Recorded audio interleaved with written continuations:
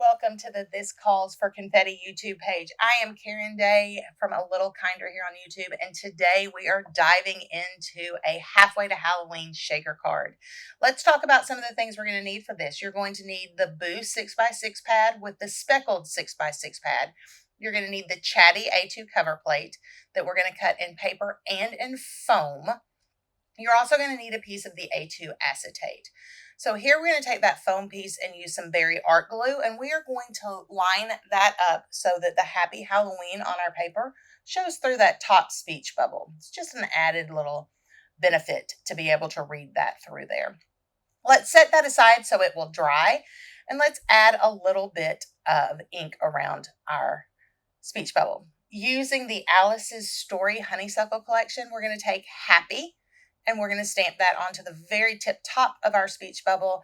And we're going to use Halloween from the Happy Sentiment stamp set and stamp it onto the pink piece. That's just a leftover from another die cut.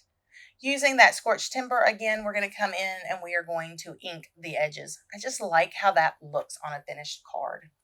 So let's add that acetate to the back of our pink die cut piece.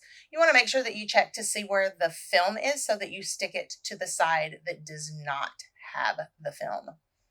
Here we're going to make sure that it is good and centered onto our acetate so there are no holes that our little shaker bits can fall out of. And we're going to set this aside for just a second and let it dry.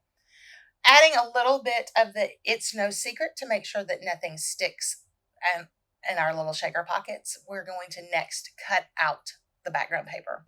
Now we're going to add in some of our polymer clay mixes to our little speech bubble areas. Use any Halloween mix that you have on hand. I will be using Pastel Peepers polymer clay mix along with Autumn Leaf Sequins, Metallic Rose Sequins, the Prism 5-point star as well. I really like to mix up my sequins in a card that has this many openings. All right, let's shake them and get them flat. Here I'm pulling a few out because that teeny tiny speech bubble was a little tight for me.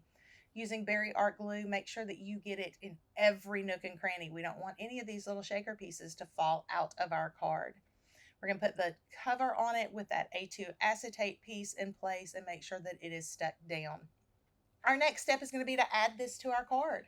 Make sure that you get that glue all the way to the edge so there's no room for this card to peel off of the card base. Here I'm just making sure that it is good and stuck down. I'm going to check the inside of the card to make sure that there's no overhang. And now we're going to start embellishing the front. Let's audition these little ghosts and see where they look the best. So we are going to come in and add these on top of the acetate. This is one of the great things about a shaker card. This adds a whole lot of dimension and interest to our card. So our ghosts are going to be in the upper left-hand corner and the lower right-hand corner, and we're going to add the Happy Halloween kind of there in the middle. Once we're happy with that, we're going to add some more polymer clay pieces to the front. This is that Pastel Peepers polymer clay mix.